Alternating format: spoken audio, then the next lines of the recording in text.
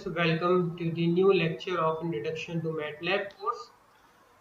In this lecture, we are going to start our lab number 1, experiment number 1 and experiment number 2. So now we'll start the experiment number 1, Introduction to MATLAB. In the last video lectures, we have covered the basic introduction and short introduction of the MATLAB. So let us start the introduction. MATLAB is a high performance language for technical computing. It integrates computation, visualization and programming in an easy to use environment where problems and solutions are expressed in familiar mathematical notations.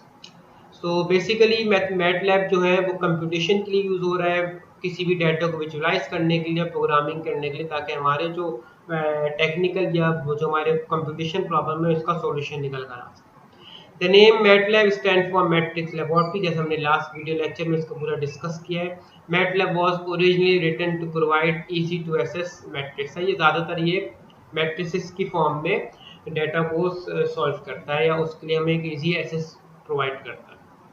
Starting and quitting MATLAB, ये भी हम कर चुके हैं, जल्दी से इसको overview देख लेते हैं। To start MATLAB, double click the MATLAB icon सही on your Windows desktop, you will know MATLAB is running when you see the special सही है कमांड विंडो। सही है, इसको हमने क्या था, ये प्रॉम्प्ट कमांड विंडो मेरे पास आता है। ठीक है जी, एग्जिस्ट करने के लिए आप क्विट का टाइप कर सकते हैं या फिर आप उसका क्रॉस का बटन लगा सकते हैं। ठीक है, अच्छा, ज़्यादातर इसको रन एज एडमिनिस्ट्रेटर किया करें ताकि इसकी जो तमाम सी ड्राइव में जो टूल्स हैं वो एक्टिव हो सकें। ठीक है, डेस्कटॉप रूल क्या है, कम हमने ये भी लास्ट में देखा था, कमांड हमारे पास विंडो होती है, कमांड हिस्ट्री होती है, करंट डायरेक्टरी ब्राउजर होता है, वर्क स्पेस होता है जहाँ पे हम सेट ऑफ वेरिएबल्स को डिफाइन करते हैं। ठीक है, ये सारी चीज़ें हम लास्ट लेक्चर में कवर कर चुके हैं। तो लास्ट वीडियो लेक्चर में डिस्क्रिप्शन में उसका लिंक डाल दूंगा, जो स्टूडेंट्स नहीं देख सकें तो फिर वहाँ से पहले इस वीडियो को देख लें ताकि ये पॉइंट्स आपके क्लियर हो जाए। ठीक है, उसकी ये हमने स्क्रीनशॉट मैंने इस डाला हुआ है, जैसे ये कमांड है हमारे पास, इसमें हम जो भी पुट करेंगे रियल टाइम में आता रहेगा। वर्क स्पेस में हमारे पास वेरिएबल्स डिफाइन होते रहेंगे। कमांड हिस्ट्री वो होगी कि किस टाइम पे हमने लास्ट जो विंडो यूज़ की है वो ये आता रहेगा। ठीक है, ये करंट डायरेक्टरी है हमारे पास। सही, तो हर मैटलैब का लेआउट मुख्तलिफ होता है, तो लेआउट पे भी हमने लास्ट लेक्चर में बात की थी। ठीक है, ये एडिटर होता है जिसमें हम क्या करते हैं, स्क्रिप्ट फाइल अपनी जनरेट कराते हैं या एम फाइल जनरेट कराते हैं और फिर पहले हम पूरा प्रोग्राम बनाने के बाद फिर हम इसको क्या करते हैं, एग्जीक्यूट या रन करते हैं। बेसिक कमांड क्या है, इस पर बात कर लेते हैं। लैब 1 में clear command remove all variable from the workspace. ठीक है, CLC क्या होता है, clear the command window and homes the cursor. ये बिल्कुल तमाम कमांड विंडोज को और तमाम इसकी जो हिस्ट्री है वो तमाम उसको क्लियर कर देता है। सही है, अगर आपने कोई वेरिएबल को क्लियर करना है, सही है, डिलीट करना है तो आप क्लियर का वर्ड लगाएंगे। अगर आपने तमाम कमांड विंडो की चीज़ों को ख़त्म करना है तो उसके लिए आप CLC का कमांड लगाएंगे। सही है, कमांड विंडोज के अंदर। हेल्प कमांड क्या होगा, किसी भी टॉपिक के बारे में आपने अगर हेल्प चाहिए, आपको समझ में नहीं आ रहा तो आप हेल्प और साथ में उसका टॉपिक लिख के एंटर करेंगे तो उसकी हेल्प निकल कर आ जाएगी। ठीक है, हेल्प की एक विंडो होगा। Look for command provides help for searching through all the first lines of the MATLAB help topic and returning those that contain a keyword you specify। ठीक है, अगर कोई आपने पर्टिकुलर की चीज़ के बारे में सिर्फ करना है तो आप look for लिखेंगे। सही, और उसमें वही निकल कर कुछ उसकी लाइन्स या कुछ उसके टॉपिक्स निकल कर सामने आ जाए। एडिट कमांड का ability to edit open M files in editor. सही है, एडिटर में हमारे पास एडिट करने के लिए जो कमांड यूज होती है वो ज़्यादातर क्या होती है, एडिट की यूज होती है। This command does not open built in function like square root, use, also type command. ठीक है, इसमें हमारे पास जो कमांड है सही है वो बिल्ट इन फंक्शन में नहीं होती, जैसे स्क्वायर रूट की इस तरह की सारी चीज़ें होती हैं। तो एडिट में आपने एडिटर के अंदर कमांड्स आपने खुद जनरेट करानी, खुद बनानी होती है। More command, more on enables paging of the output in the MATLAB command window and more of disable pegging of the output in the command window। ठीक है, ये आपके आउटपुट MATLAB की आउटपुट कमांड विंडो है और इसमें जो output का जो मोर ऑफ और मोर ऑन, सही है, इसके जो वो हैं पैकेजेस हैं या जो उसके जो टैब्स हैं, सही है, उसको ऑन और ऑफ करने के लिए मोर कमांड्स के लिए हम इसको यूज़ कर सकते हैं। ठीक है, अगर आपने मजीद कोई कमांड्स इसमें ऐड करवानी है। क्या है सेमी कॉलन क्या होता है, अगर आपने किसी भी कमांड को होल्ड करना है, मैंने लास्ट में बताया था, तो उसमें आप सेमी कॉलन लगाते हैं, ठीक है।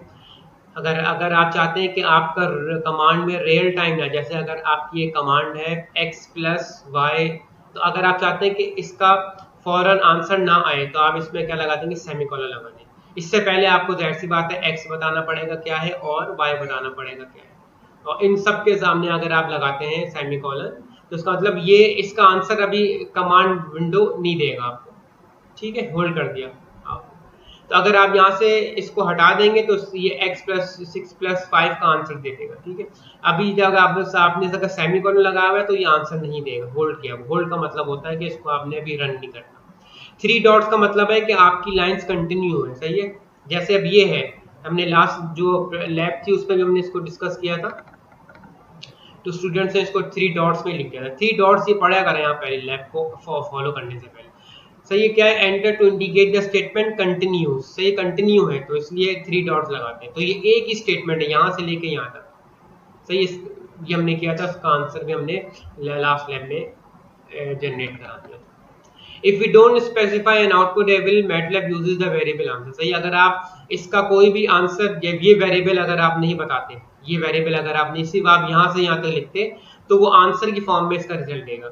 अगर आप कोई वेरिएबल डिफाइन कर रहे हैं तो ये एस की फॉर्म में आंसर देगा, ठीक है। ये वेरिएबल है हमारे पास। Use up and down arrow to edit previous command, ऊपर और नीचे के जो एरो बने होते हैं कीबोर्ड में, उसको करने से हम अपनी प्रीवियस कमांड को लिखने के बजाय उसी को हम यूज कर सकते हैं, ठीक है। परसेंटेज क्या होता है, before the statement that you want to use it command, that statement will appear in green colour. ये क्या होता है, इसका मतलब ये होता है कि अगर ये कमांड रीड नहीं करेगा, जैसे अगर आपने कोई वर्डिंग लिखनी है, जैसे ये है, इसमें मैं लगाता हूँ परसेंटेज, सही, और मैं यहाँ लिख देता हूँ कि ये आंसर किसका है, तो लिख देता हूँ एस इज स्क्वायर रूट, सही। तो इसको रीड नहीं करेगा, सही है, और ये ग्रीन कलर में आ जाएगा। ग्रीन कलर का मतलब ये होता है कि ये सिर्फ आपने अपनी नॉलेज के लिए, अपनी इंफॉर्मेशन के लिए रखा हुआ है कि ये स्टेटमेंट किस पर्टिकुलर काम के लिए आपने यूज की है, ठीक है। Now try to do this following, हमने इस तरह की ये एक लैब की थी लास्ट क्लास में। इसको हमने जो बेसिक, बिल्कुल जिनको फर्स्ट टाइम कर रहे हैं उनके लिए, ए को हमने रखा 3, सही है, तो आंसर फौरन आ गया था ए इक्वल टू 3। अगर आपने इसको होल्ड कराया, सही है, तो ए का आंसर फौरन नहीं आएगा, सही है। जिसी तरह ये सेमी कॉलन वाले हमारे पास है, can you see the effect of semi column, आप जब इसको करने के बाद एंटर करेंगे, सही है, तो ए की वैल्यू 3 आ जाएगी, और अगर आप जब इसको करेंगे तो आपके पास आंसर कुछ भी नहीं आएगा, ठीक है, क्योंकि होल्ड कर दिया आपने। इसी तरह a+5 है, आप इसको एंटर करेंगे, सही है, तो assign this sum a and 5 to answer, तो इनका आंसर आ जाएगा। a की वैल्यू 3 है, यहाँ पे आपने होल्ड कराया हुआ है, और आपने इसके अंदर 5 करा दिया, तो 8 आपके पास आंसर की फॉर्म में आ जाएगा, ठीक है। इसी तरह अगर आप चाहते हैं कि कोई आप डायरेक्ट आंसर की फॉर्म में ना आए, यानी आंसर 8 ना आए, बल्कि आप चाहते हैं कि कोई वेरिएबल आ जाए, तो आपने इसको वेरिएबल का नाम दे दिया b = 5, तो अब क्या आएगा, b = 8 आ जाएगा। अब आप क्या चाह रहे हैं, सही, अब आप चाह रहे हैं कि ये जो क्लियर है, ये जो वेरिएबल है ये क्लियर हो जाए, यानी a वाला जो वेरिएबल है ये वाला, ये क्लियर हो जाए, तो आप क्लियर a लिखेंगे, सही है। तो can you see the effect of clear command, आप जब इसको दोबारा कॉल करेंगे तो एरर देगा, क्योंकि a आपने क्लियर कर दिया, ठीक है। CLC दबाएंगे, CLC पूरी स्क्रीन को क्लियर कर देगा, यानी इन सबको हटा देगा, सही है, क्लीन द स्क्रीन।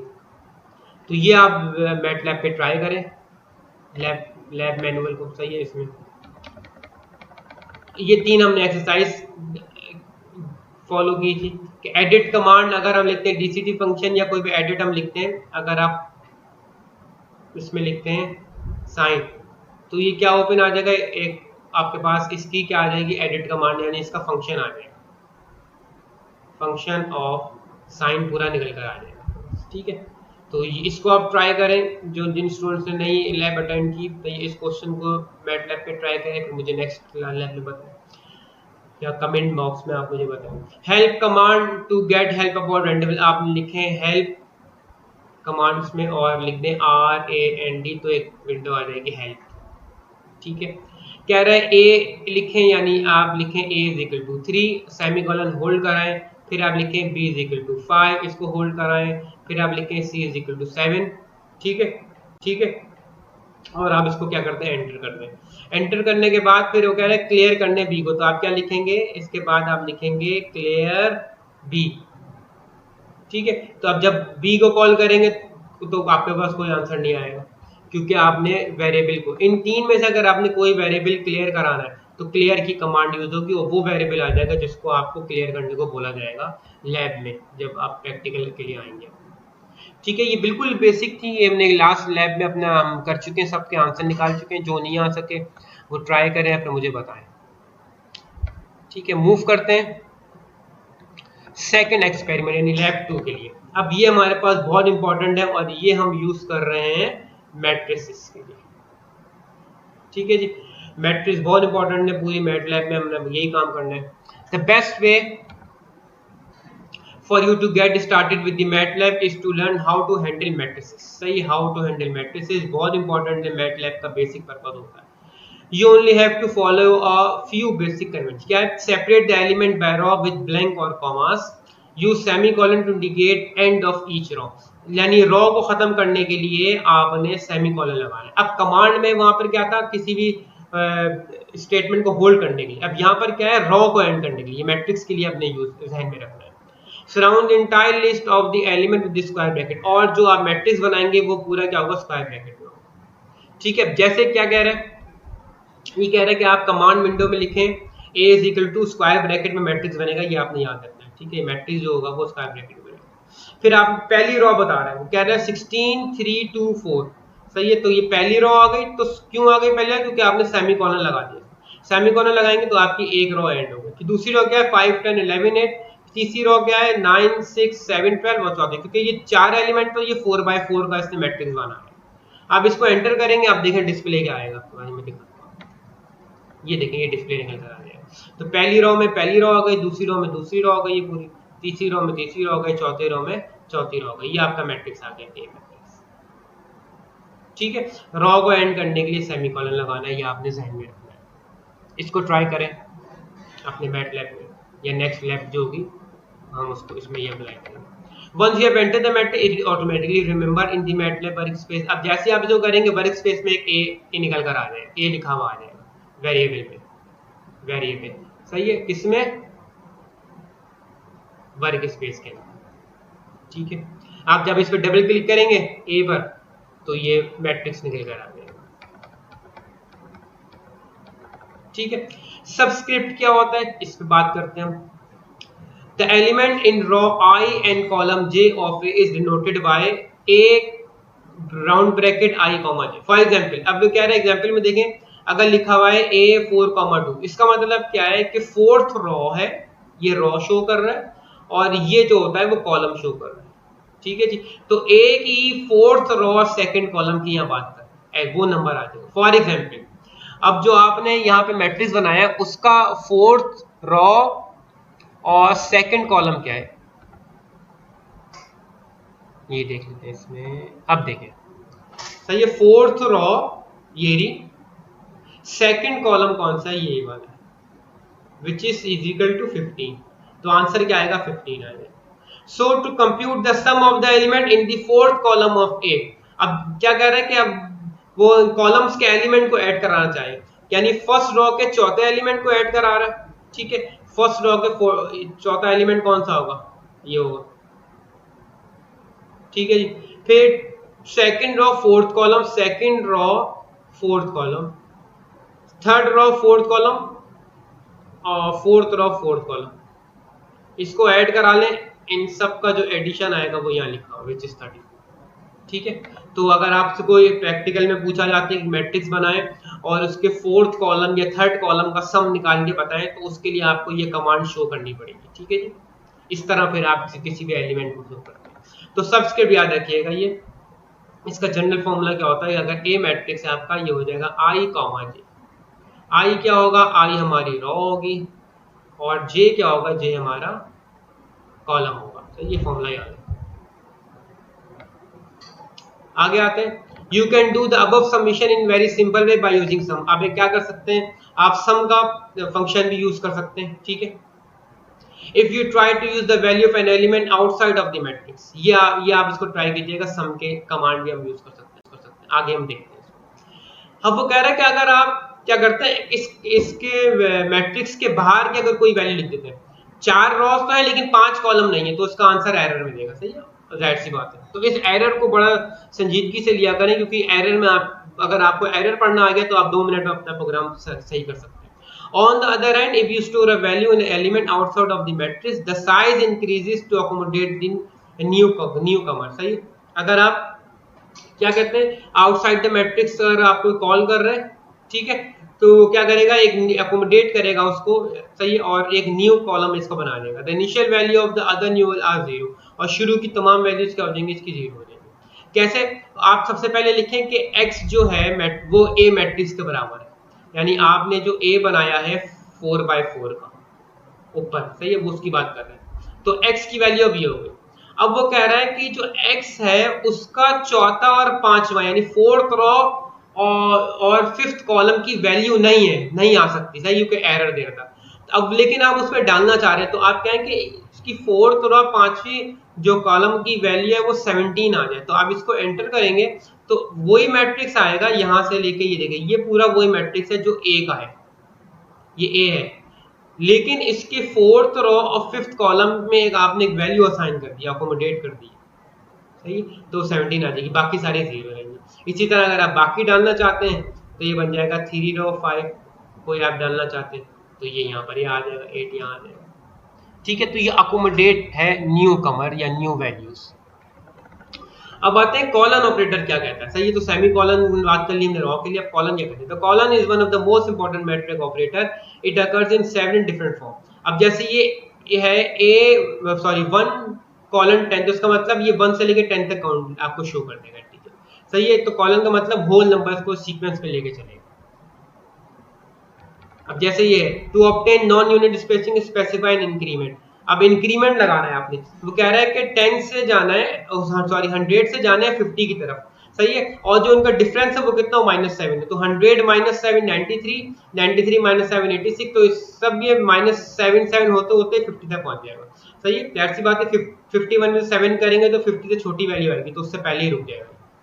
तो ये जो है ये इंक्रीमेंट कहलाता है, सही है। अगर आपने कोई वैल्यू है, आपने कॉलन लगाया, यहाँ आएगा इंक्रीमेंट, सही है, और फिर कॉलन लगाया, ये स्टार्टिंग वैल्यू की, लेट सपोज a और ये b है, तो a से b में पहुंचने का जो इंक्रीमेंट है वो बताना है आपको, तो वो -7 है, तो आप फिर इस तरह लिख देंगे, ठीक है। Subscript expression involving columns refer to portion of matrix. अब ये जैसे ये 1 कॉलन के, सही है, 1 से k तक है, और फिर comma j is the first K element of the jth column, सही है, क्योंकि कॉमा है, हमने पढ़ा था कि अगर i, j है तो ये कॉलम होता है, ये रो होती है, तो ये तो एज इट इज रहा है कॉमा के बाद, तो इसका मतलब ये jth कॉलम है, सही है। और शुरू के जो एलिमेंट्स है वो सारे आ जाएंगे k कॉलम के, अगर जो a में हमने डिफाइन किया। अब ठीक है, अब इसको देखते हैं कैसे।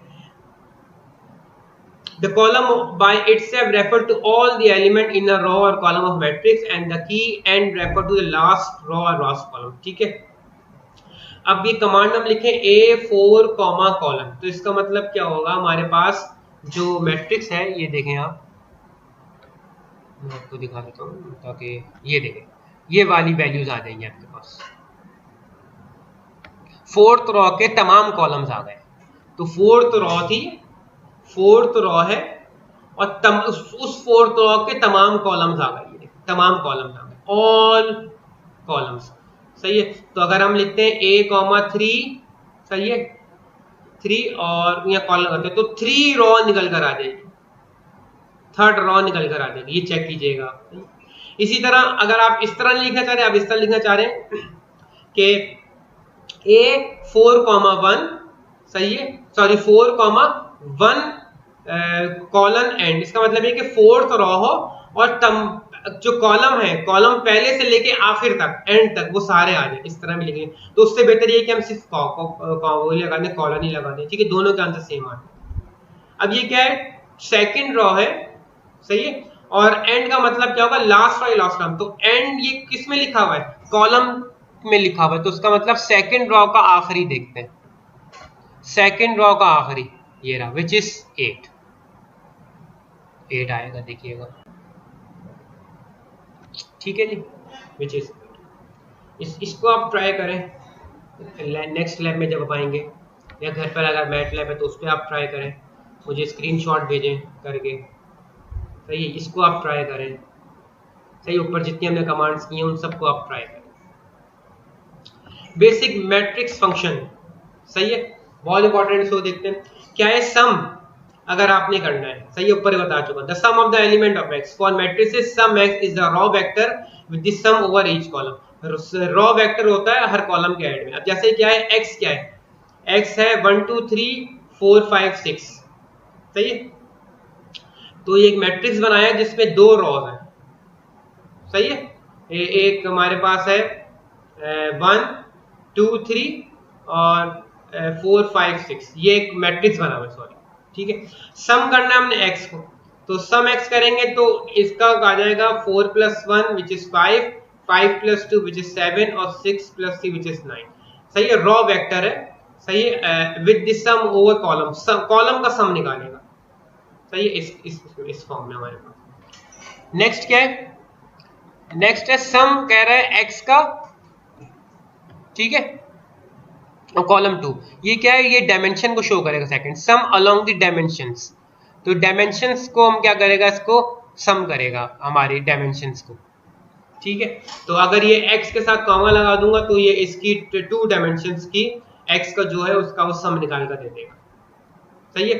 कैसे, जैसे इन इस तरह डायमेंशन है हमारे पास, x की डायमेंशन है, तो 3 + 2 5 + 1 कितने आ जाएंगे, 6 आ जाएगा, सही है। और 6 + 4 10, 10 + 5 विच इज इक्वल टू 15, तो ये रॉ वाइज आपको सम दे देगा, रॉ वाइज, ठीक। ये कॉलम वाइज है, सही है, ये याद रखिएगा, ये कॉलम वाइज है, ये रॉ वाइज। अब इसमें तो आप लिखेंगे कि यहाँ 1 लिखेंगे तो सिर्फ 6 देगा, क्योंकि सिर्फ पहली रॉ का आप पूछ रहे हैं। अगर आप 2 लिखेंगे तो दोनों डायमेंशन का देगा, 3/3 होगा तो आप 3 लिखेंगे, इसी तरह ये डायमेंशन को शो करेगा। Some say in order to find the sum of element that are stored in matrix with n dimension, you must use some command n times in cascade form. This is also applicable for maximum, minimum, product, mean, median command. सही है। तो इसी तरह सम of x करेंगे तो इसका पूरा सम निकल कर आ जाएगा, सही है। पूरा सम का मतलब क्या होगा, इन दोनों का सम निकल कर आ जाएगा, ये इन दोनों का 6 + 15 निकल कर, ठीक है। तो ये बहुत इंपॉर्टेंट है, मैट्रिक्स का बेसिक ऑपरेशन है सम का। इसको हम आप अब ट्राई करें नेक्स्ट इसमें लैब या मैटलैब है तो उस पर ट्राई करें। सेकंड है मीन निकालना है, एवरेज, सही है लिखा, एवरेज निकालना है तो मीन की कमांड यूज करेंगे। मैट्रिक्स, अब ये दो रॉज हमारे पास मैट्रिक्स, इसका मीन निकालना है तो मीन वैल्यूज निकाल के दे देगा आपको, सही है। Element of X for matrix mean है इज अ रॉ वेक्टर, एक रॉ वेक्टर को काउंट करता है with average over each column, हर एक कॉलम का एवरेज आपको दे देगा, सही है। तो इसको आप ट्राई करें, बहुत आसान से मीन की कमांड लगानी है। इसी तरह अभी ये मैंने ऊपर कराया आपको, 2 लिखेंगे तो दोनों रॉस की क्या करेगा, मीन निकालेगा। अगर x आपके पास है 1 2 3 4 5 6, ठीक है जी। तो अगर आप मीन ऑफ x लिखते हैं तो ये हर कॉलम का रहेगा, इन दोनों को क्या करेगा, 4 + 1 5, 5 / 2 ये आ जाएगा, सही। इसी तरह इन दोनों को ऐड करके डिवाइड बाय 2 करेगा, यहाँ ये आ जाएंगे इसके आंसर, ठीक है। अगर आप 2 लिख रहे हैं, सही है, तो इसका मतलब ये रॉ वाइज करेगा, इसका देगा और इसका देगा यहाँ पे, सही है। ये क्या होगा, 1 + 2 + 3 divide by 3 which is 6 divide by 3 क्या आ जाएगा, 2 आ जाएगा, सही है, वही आ गया, क्योंकि ये डायमेंशंस बता रहा है, मैंने ऊपर हमने जो किया, ठीक है, डायमेंशन। इसी तरह 6 + 4 10 15 है, तो 15 डिवाइड बाय 3 विच इज 5। तो रॉ वाइज अगर आपने मीन निकालना है तो ये x, 2 लगाएंगे, कॉलम वाइज निकालना है तो मीन x लगा देंगे, और अगर आपने पूरे मैट्रिक्स का निकालना है तो मीन ऑफ x लगा देंगे, तो ये आ जाएगा 3.5, सही है। इसको आप ट्राई कीजिएगा मीन निकालने को।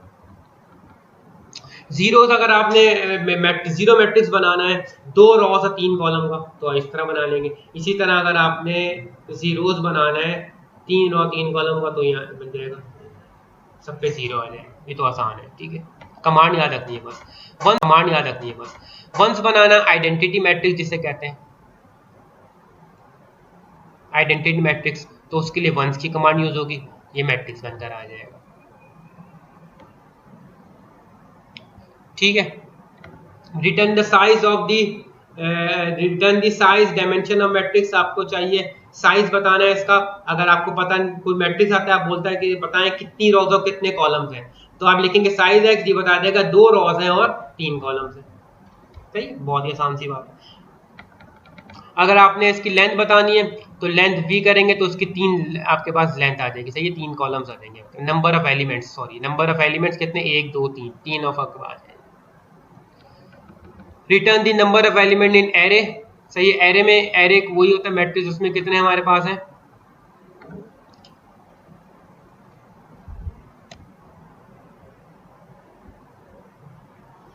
ठीक है। Return the number of element, num element से करेगा, नम ईएल लिखेंगे आप भी, तो आपके पास 3 एलिमेंट्स, तब भी नंबर ऑफ एलिमेंट्स कर आ जाएगा। सही है, इसमें लेंथ में और इसमें दोनों में सेम कमांड हमारे पास यूज होती है। ठीक है, अब जैसे ये मैं 1 2 4 5 7 8, सही है, तो उसमें टोटल एलिमेंट्स कितने हैं, 6 हैं। तो नम ईएल तमाम एलिमेंट्स को काउंट करके दे देगा लेंथ पे, और ये दोनों सेम काम कर रहे हैं हमारे। ठीक है जी, आगे चलते हैं जल्दी से। मैं ट्रांसपोज लेना, ट्रांसपोज के लिए एक कमांड होती है, आपने सही है हाइफन लगाना होता है। Matrix transpose, it flips a matrix upon its main diagonal and return a row vector into column vector. Row को कॉलम में करना है आपने, तो इस तरह आ जाएगा। अब जैसे ये एक्स हमारे पास मैट्रिक्स है, सही है, इसकी जो है रॉज है, सही है, वो कॉलम में कन्वर्ट हो गई। देखिए 1 2 3 ये कॉलम में आ गया, 4 5 6 ये कॉलम। तो रॉ को अगर कॉलम में करना है तो आपने क्या लेना होगा, मैट्रिक्स का ट्रांसपोज लेना होगा। सही है, तो आपको बेसिक मैथमेटिक्स पता है। सही है, इसी तरह अगर कोई वेक्टर है उसके बाद आपने प्राइम लगा दिया, तो ये जो रॉ है ये क्या आ जाएगी, वेक्टर फॉर्म में आ जाएगी। मैक्सिमम एलिमेंट अगर आपने निकालना है, किस चीज का मैक्सिमम एलिमेंट क्या है, मैट्रिक्स इसका मैक्सिमम एलिमेंट, दोनों रॉ में से जो मैक्सिमम होगी वो निकल कर आ जाएगी। ठीक है, और अगर आपने इन तमाम रॉज में मैक्सिमम एलिमेंट ढूंढना है, तो मैक्सिमम ऑफ एक्स, जैसे मीन ऑफ एक्स निकाला था, मैक्सिमम एक्स निकालेंगे, तो इन सब में इन तमाम एलिमेंट जो सबसे बड़ा होगा वो निकल कर आ जाएगा। ठीक है, मिनिमम है सबसे छोटा चाहिए तो मिन, और तो होल में सबसे छोटा चाहिए तो मिन एक्स। सेम है, जल्दी करा रहा हूं, तो इसमें कोई ऐसी बात नहीं है जो आपको समझ में ना आए। मैजिक क्या है, produce an magic square, this command produce valid magic square for all n greater than 0 except n is equal to 2। सही है, इसमें क्या है, मैजिक थ्री क्या होता है, अगर आपने कोई रैंडम बनाना है मैट्रिसेस, तो वो क्या करने का, आप मैजिक थ्री लिखेंगे तो एक रैंडम मैट्रिक्स निकल कर आ जाएगा, आपको रॉज और कॉलम डालने की जरूरत नहीं है। ठीक है, तो ये 2 के बजाय, यानी n की वैल्यू 3 से स्टार्ट होता है। ठीक है, ये 3/3 4/4 इसके लिए हम यूज करते हैं। इनवर्स निकालना है आपने, मैट्रिक्स है, आप सिंपल क्या लिखें, इनवर्स लिखें और आपके पास इनवर्स निकल कर आ जाएगा। हम मैनुअल करते हैं तो सारा काम एडजॉइंट, डिटर्मिनेंट, फिर इनवर्स, ये सारी चीजें निकालते हैं। ये एक कमांड से पूरा मैट्रिक्स का इनवर्स निकाल कर दे देगा। ठीक है, डायगोनल आप चाहते हैं कि आपको पता चल जाए कि इस मैट्रिक्स का डायगोनल क्या है, विच इज दिस, तो आप डायगोनल की कमांड लगाएंगे, डायगोनल मैट्रिक्स निकल कर आ जाएगा। ठीक है, एक सिर्फ रॉ है आपके पास, सही है, एक रॉ वेक्टर है, आप उसका डायगोनल बनाना चाहते हैं तो ये डायगोनल बना के दे देगा। ठीक है, डायगोनल ऑफ बी अगर आप चाहते हैं, क्योंकि इसका तो डायगोनल है ही नहीं, तो आप बना के देगा आपको। प्रोडक्ट करना चाहते हैं, प्रोडक्ट ऑफ एलिमेंट्स के दरमियान आप क्या करते हैं, मल्टीप्लाई कराना चाह रहे हैं इसको, product of element of X, for instance product mat is a row vector with the product over each column. है, ये कॉलम से आप क्या करेंगे, मल्टीप्लाई कराएगा ये, तो प्रोडक्ट ऑफ एक्स लिखेंगे, तो 4 1 4, 5 2 10, 6 3 18, सही है, ये मल्टीप्लाई करा देगा। पूरे मैट्रिक्स का प्रोडक्ट चाहिए, वही अगेन कमांड है, प्रोडक्ट ऑफ एक्स 720 आपके पास निकल कर आ जाएगा। मीडियन निकालना चाहिए, median value of the element of x, सही है, तो for matrix median x is a row vector with the median value of each column. सही है, मीडियन वैल्यू अगर आपने निकालनी है इसकी, सही है, मैट्रिक्स की, तो आप क्या लिखेंगे, अगर रॉस एंड कॉलम के रिस्पेक्ट से निकालना है तो मीडियन एक्स लिखेंगे, रॉ का आ जाएगा और इसका आ जाएगा हमारे पास। ठीक है, मीडियन निकल कर आ जाएगा। और अगर आपने किसी खास पर्टिकुलर उसकी निकालनी है डायमेंशंस की, तो median X comma dim take the mean along with the dimension dim of X. तो एक्स कॉमा 2 है, तो आपने सेकंड वाले का बताना है इसमें मीडियन, सही है, तो उसका आ जाएगा। इसी तरह पूरे उसका मीडियन चाहिए आपको मैट्रिक्स का, तो median of X which is equal to 6 आ जाएगा। ठीक है, इसी तरह आपने किसी चीज को असेंडिंग और डिसेंडिंग ऑर्डर में करना है, तो for vector sort x sort the element of ascending order, सही है। और इसको हम क्या करते हैं, डायमेंशन 1 असेंडिंग। अब किस तरह करना है देखें, सबसे जो वैल्यूज है रॉज जो है, सही है, x, 1, सही है। तो क्या हो जाएगा हमारे पास, जो 0, 4, 2 ऊपर आ जाएगा और 3, 7, 5 नीचे आ जाएगा, क्योंकि असेंडिंग ऑर्डर में हमारे पास आ रहा है। छोटी वैल्यू ऊपर आ जाएंगी, बड़ी वैल्यू सारी नीचे आ जाएंगी रॉज वाइज, सही है। ये इस तरह हमने करना है। इसी तरह x, 2 है और फिर x, 2 डिसेंट है, सही है। डिसेंट यूज होगा डिसेंडिंग के लिए, असेंड यूज होगा असेंडिंग के लिए। अगर आप कुछ नहीं लिख रहे तो ये असेंडिंग है बाय डिफॉल्ट, ठीक है। तो डायमेंशन 1 भी बाय डिफॉल्ट। अगर आप इसको चेंज कर रहे हैं डायमेंशन 2 और डिसेंडिंग, तो फिर डिसेंडिंग की रिस्पेक्ट से आपको असेंडिंग और डिसेंडिंग यानी छोटी और फिर बड़ी वैल्यू के हिसाब से ये करके देगा आपके पास पूरी अरेंजमेंट, ठीक है। इसको ट्राई करिएगा।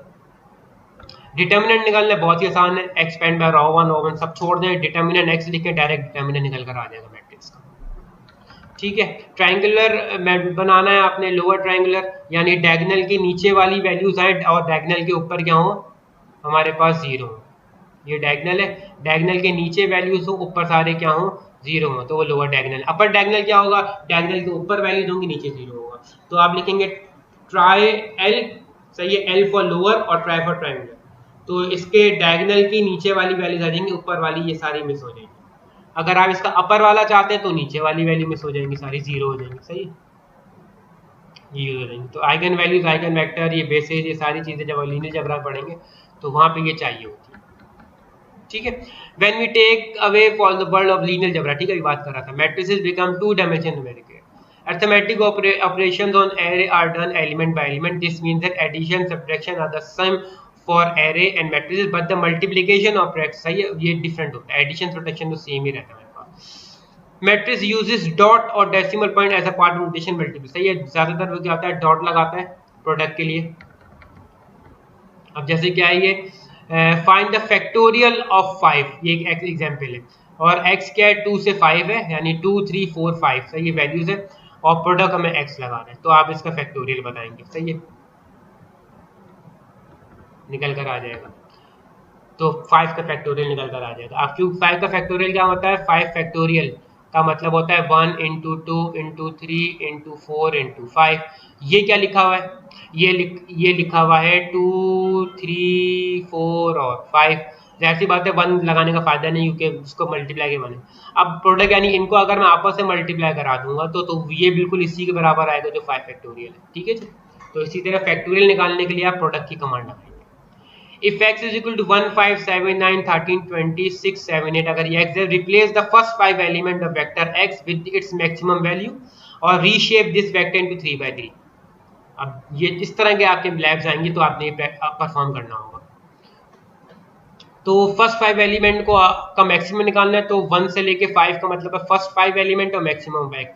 तो फर्स्ट 5 एलिमेंट उठाएगा, उसका मैक्सिमम लिख देगा आपके पास, ठीक है। इसको आप ट्राई कीजिएगा क्या दे रहा है आंसर।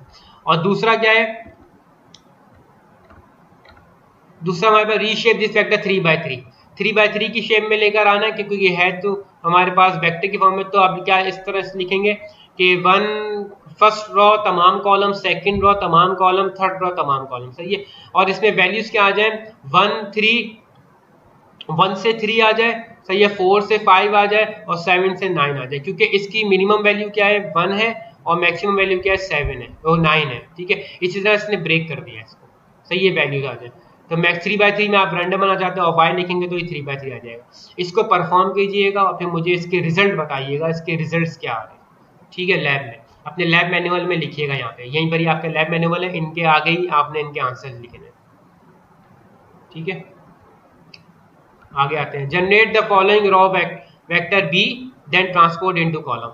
सिंपल, 1 से 10 है तो आप क्या लिखेंगे, 1 कॉलन 10 लिखेंगे, एंटर करेंगे, ये निकल आएगा, बी इनवर्स निकालेंगे तो इसका क्या आएगा, ट्रांसपोज निकल आएगा। ये तो बहुत आसान है, इस एग्जांपल को ट्राई कीजिएगा, सही है। अब ये एक्सरसाइज है, ये आपका लैब नंबर 2 है जो आपने परफॉर्म करनी होगी।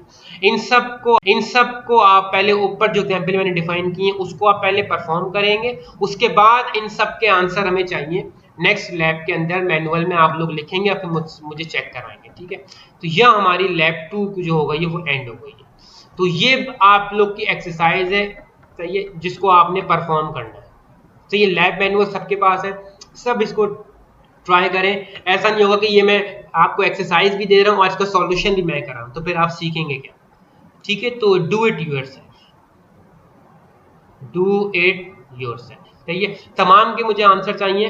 सही है, लैब मैनुअल में लैब जब ओपन होगी आप इसको ट्राई कर रहे हो, फिर मुझे चेक करें।